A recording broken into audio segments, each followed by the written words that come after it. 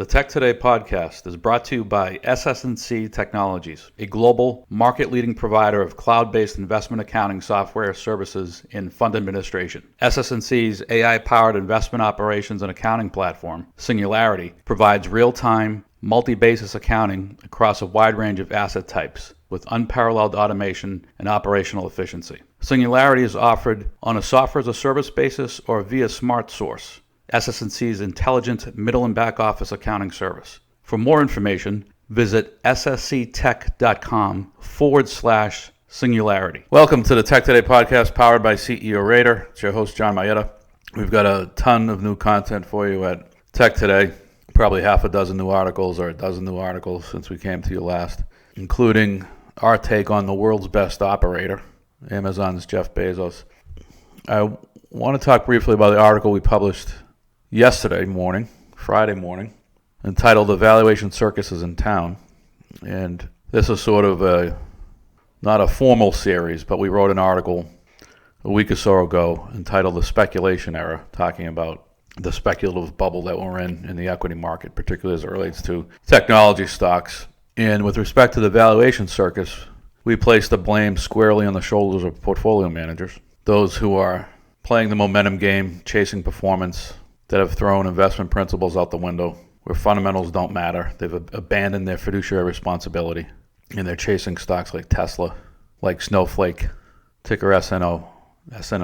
Snowflake priced on, Wednesday of this week, came out at a $30 billion valuation. That's a few short months after the last venture round, in which it was valued at $12 billion, and then proceeded to more than double and closed its first day of trading at a valuation of $70 billion. Which, if you assume roughly $500 million of revenue in calendar 20, that's 140 multiple on revenue. Just a few short years ago, 10 times revenue was expensive. Now you get something trading at 140 times revenue.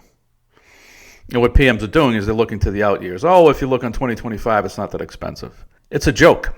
And so two things are driving this valuation mania, in my view. So number one, portfolio managers, many of them don't have a clue about the companies that they own. And as we say in the article, they wouldn't know a data mart from Walmart. So you've got a combination of poor due diligence on the part of analysts and portfolio managers, lack of understanding of the companies they own. And the VCs are playing PMs for suckers. So they're doing every round at a higher and higher valuation, and they're extending these rounds longer and longer, E rounds, F rounds, G rounds, knowing that they're going to be able to sell this stuff to PMs who don't know any better, who the suckers at the table, who are the ones left standing when the music stops playing. So PMs have to do a much better job in understanding what it is that they own and does it justify a particular valuation.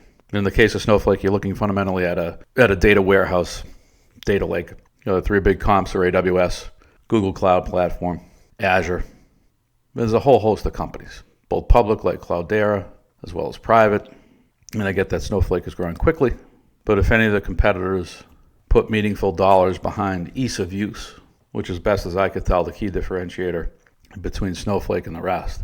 If anybody put serious capital behind improving ease of use, Snowflake's revenue growth would slow dramatically. And then, of course, you have the problem on the buy side. The second factor leading to these outrageous valuations is compensation models are too heavily weighted to short-term performance, and therefore portfolio managers are incented to chase short-term performance, chase current year performance, as opposed to making decisions that are geared toward driving performance over the long term, which is what we would call investing. Because what folks are doing now in chasing these names, it's not investing, it's purely speculation. And the PMs are the suckers at the table, and the VCs are playing PMs for fools. That's all for now. See you next time.